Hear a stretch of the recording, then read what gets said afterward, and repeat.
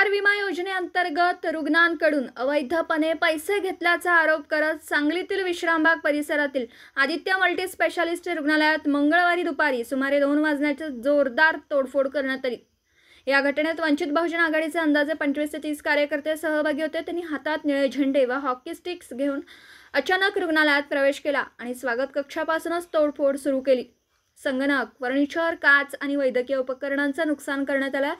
विशेष म्हणजे कार्यकर्त्यांनी पहिल्या आणि दुसऱ्या मजल्यावरही धाव घेतली, जिथे रुग्ण उपचार घेत होते। कर्मचाऱ्यांनी तात्काळ काही विभाग बंद करून रुग्णांचे संरक्षण करण्याचा प्रयत्न केला।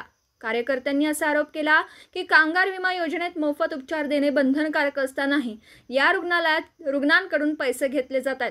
हे अन्यायकारक आहे। घटनेची माहिती मिळताच विश्रामबाग पोलीस ठाण्याचे निरीक्षक सुधीर भालेराव आणि त्यांचे पथक घटनास्थळी दाखल झाले।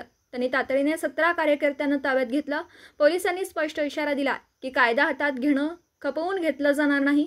काही आक्षेप असल्यास कायदेशीर मार्गाने जावे लागेल, अन्यथा कठोर कारवाई केली जाईल। दरम्यान रुग्णालय प्रशासनाने देखील या प्रकरणी पोलिसांकडे तक्रार दाखल करण्याची प्रक्रिया सुरू केली असून रुग्णालयाचे दैनंदिन कामकाज काही काळासाठी विस्कळीत झालं होतं। विश्रामबाग येथील आदित्य हॉस्पिटल येथे वंचित बहुजन आघाडीच्या काही कार्यकर्त्यांनी अचानकपणे येऊन त्यांच्या मागण्यांच्या अनुषंगाने मोडतोड केलेली आहे।